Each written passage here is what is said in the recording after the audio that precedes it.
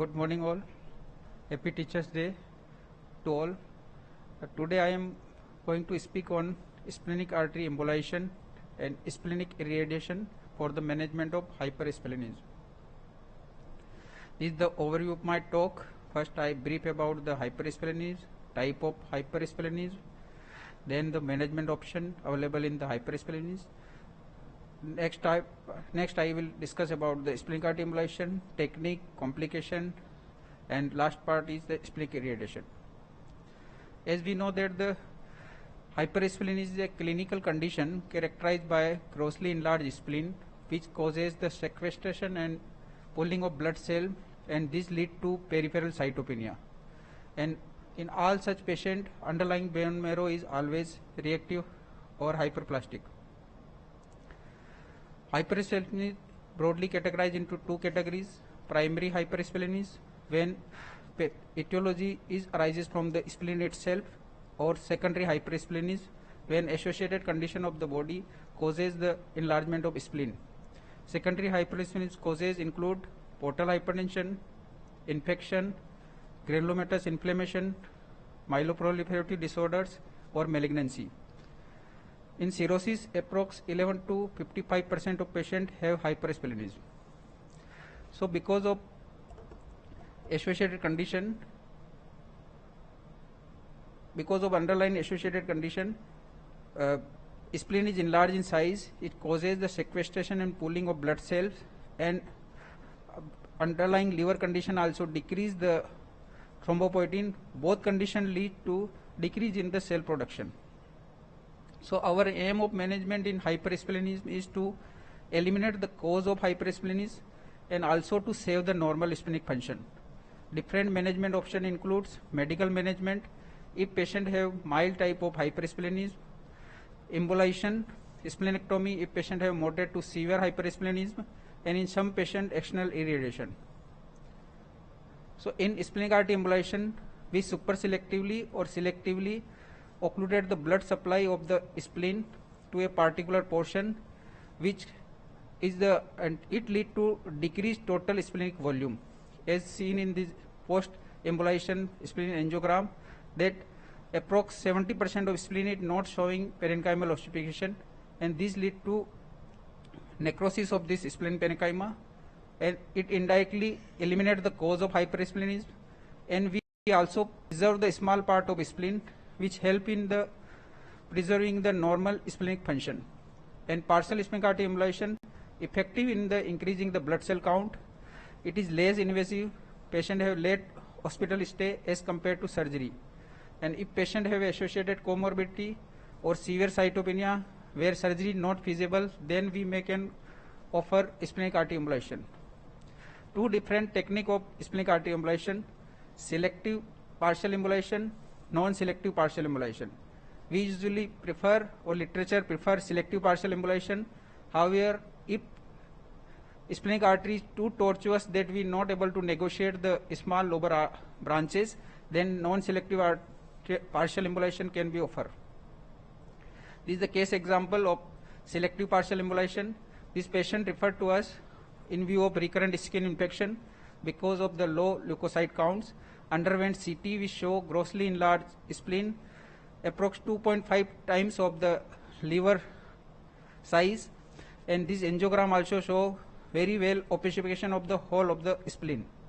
So we plan partial splenic artery embolization in this patient, and we super selectively cannulate the lower pole and middle lobar artery of spleen with the help of small microcatheter, and inject the embolic material in this lobar branch.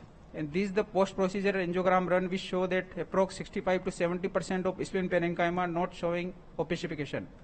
And we also preserve the upper lobar branch of the spleen to save the splenic function.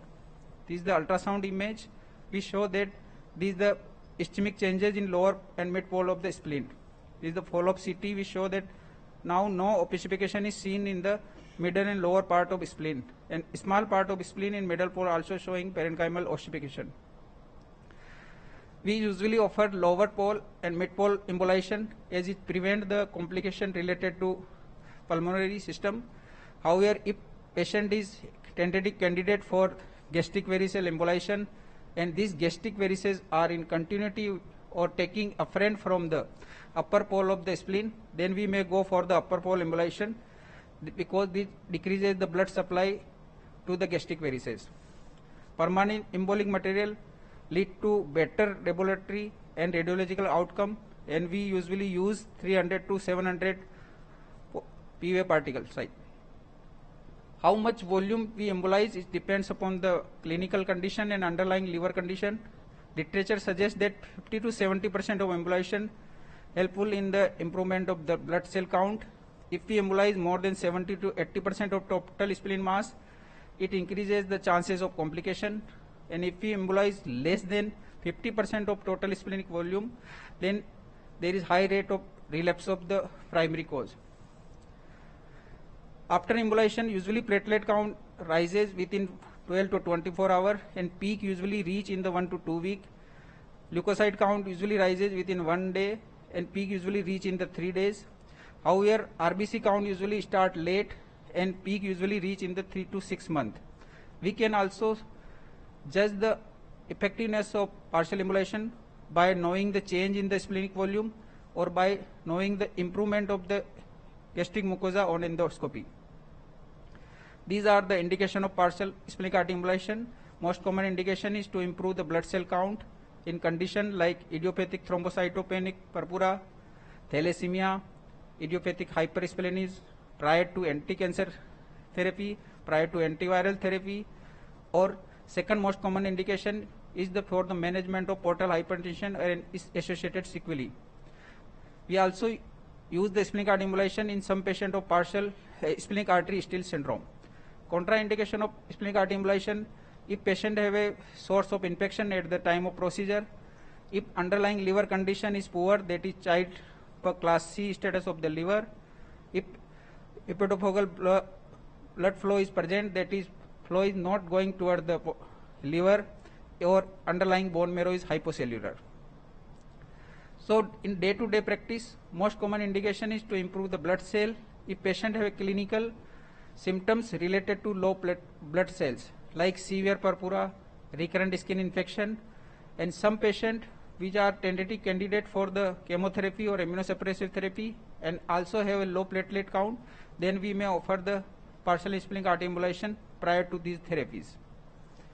Second common indication is the management of portal hypertension and its associated sequelae. As we know that hypersplenism is a common condition associated with cirrhosis, and combination of varices and low platelet count lead to increase the chances of variceal hemorrhage. And studies suggest that when we combine the splenic embolization with the variceal ligation, it reduces the rebleeding rate from 39 to 12%. It also helpful in the improving the liver function by indirectly increasing the hepatic artery and superior mesenteric artery flow, because it completely occlude or very low flow is now going into splenic artery. It also helpful in treat the hepatic encephalopathy when BRT or PARTO is not feasible in some patient for the improvement of ascites. Splenic artery embolization may offer in patient which are not eligible candidate for TIPS, like patient having congestive heart failure, patient having HE at the time of TIPS, patient having splenic vein thrombosis or thrombosis of portal vein with cavernous transformation. Large preoperative splenic volume is indirect predictive marker of the increase in the post-procedure liver function improvement. If patient have a child per class C status at the time of procedure, or if we embolize more than 80% of splenic volume, it indirectly associated with the increase in complication after procedure. One of the RCT on the partial splenic embolization combined with endoscopic therapy for variceal rebleeding in cirrhosis patient with hypersplenism. This RCT included 102 patients, 51 patients receive endoscopic plus embolization therapy, 51 patients receive endoscopic therapy. And result of these studies show that rebleeding rate of varices was significantly reduced in endoscopic plus embolization group as compared to only endoscopic group. That is 16% of chance of variceal rebleeding in endoscopic plus embolization group versus 31% of chance of variceal rebleeding in endoscopic group. This study also show that endoscopic plus embolization group show significant lower varicose recurrence rate than endoscopic group. In this study, peripheral blood cell count, Child-Pugh class, status of liver, albumin concentration, and coagulation function in endoscopic plus embolization group improve significantly as compared to only endoscopic group. And this study concluded that endoscopic plus embolization treatment proposed as an effective therapy superior to conventional endoscopic therapy for secondary prophylaxis of varicose hemorrhage in cirrhosis patient with hypersplenism. One of the meta-analysis about the role of partial splenic embolization to treat hypersplenism secondary to hepatic cirrhosis. In this meta-analysis, they compared the splenectomy with partial splenic artery embolization. This meta-analysis included 10 studies with the 737 patients, and their results show that both group, embolization as well as splenectomy, show improvement in blood cells. However, shorter operative time and length of hospital stay in embolization group as compared to splenectomy group. And this meta-analysis concluded that splenic artery embolization is minimum invasive therapy which can be applied to treat hypersplenism secondary to cirrhosis, particularly in patients which are having poor oral condition or poor liver condition. Third common indication is for the treatment of splenic artery steal syndrome. It is rare but severe vascular complication develop after the post-transplant. Its incidence varies from 1 to 10%. And features of splenic artery steal syndrome is the hypoperfusion of hepatic artery, which occur because of competitive shunting of blood flow into splenic artery from the celiac trunk. These lead to hypoxic injury and subsequent inflammation of the liver, and patient of the splenic artery steal syndrome usually presented with the non-specific graft dysfunction, that is non-specific liver function test. Management options include splenic artery embolization with the help of coil or surgical ligation at the time of transplant. This is the case example where patient referred to us in view of abnormal LFTs after transplant, underwent CT which shows grossly enlarged splenic artery and no obvious opacification is seen hepatic artery at the hilum. This finding further confirmed when we inject the contrast from the celiac trunk, whole of the blood is shunting toward the splenic artery. When we superselectively cannulate the common hepatic artery and inject the contrast, hepatic artery anastomosis is showing patency, and in this injection also shunting of blood from the common hepatic artery going toward the splenic artery. So we place the small coils in middle part of the spleen, and post partial embolization we take the run, we show now improve opacification of the hepatic artery and common hepatic artery. Complication of the splenic artery embolization include post embolization syndrome, which usually occur in all of the patient in form of pain, fever, and some patient may develop pulmonary complication in form of atelectasis and pleural effusion. Some patient may develop deranged liver and renal function, which usually recover after 2 weeks of the procedure. In few of patients, severe complication in form of peritonitis or splenic abscess may occur. To prevent this severe complication, proper selection of patient, aseptic measure at the time of procedure, and the antibiotic coverage prior to procedure and after the procedure for 1 to 2 weeks is mandatory. Second part of my talk is splenic irradiation. Splenic irradiation is used as a palliative treatment option for symptomatic splenomegaly secondary to hematological malignancy and disorder. This irradiation helpful in improving the blood cell count, size of spleen, and splenic pain. Splenic irradiation may be helpful in some patient having symptomatic congestive splenomegaly. These are the indication of splenic irradiation in myeloproliferative disorder like chronic lymphocytic leukemia, myelofibrosis, myeloid metaplasia, lymphoma, prolymphocytic leukemia, hairy cell leukemia. One of the meta-analysis about the role of splenic irradiation for splenomegaly. This meta-analysis included 27 articles and 486 patients underwent treatment. Most common cancer treated in this meta-analysis included chronic lymphocytic leukemia and myeloproliferative disorder.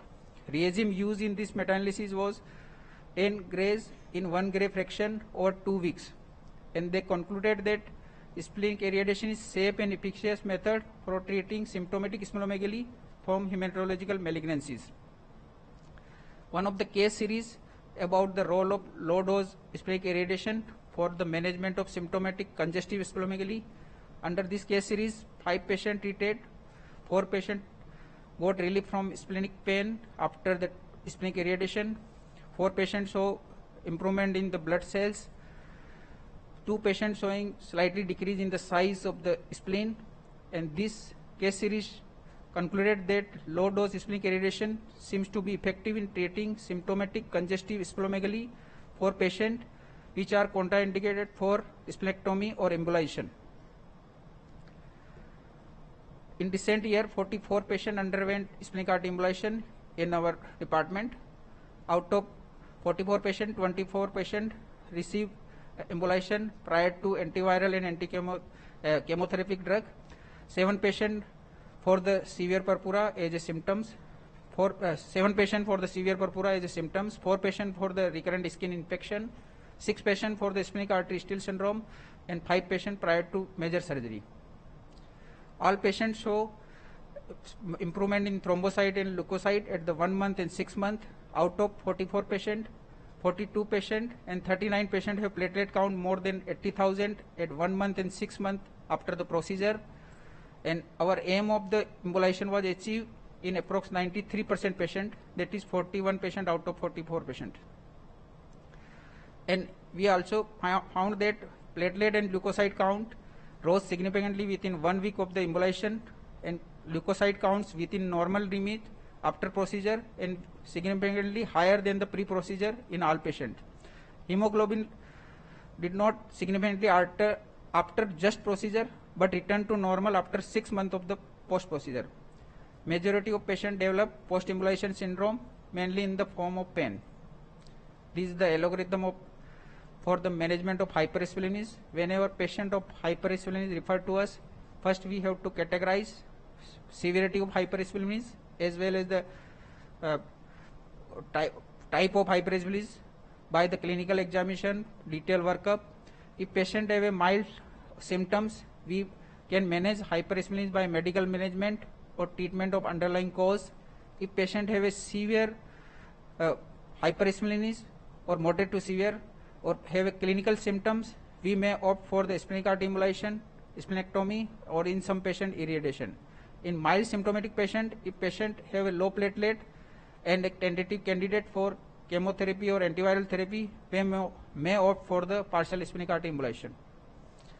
So I conclude my talk by saying that splenic artery embolization is an effective alternative method to surgery in treatment of hypersplenism. It leads to decreased grade of varices and encephalopathy with preservation of adequate splenic tissue to safeguard against infection in future. Risk factor after embolization for development of complication include if liver condition is poor, that is child per class C status, and if we embolize more than 80% of splenic volume. Some patient may have a role of the splenic irradiation mainly in the hematological malignancy, and where patients are not suitable candidate for splenectomy or splenic artery embolization. Thank you.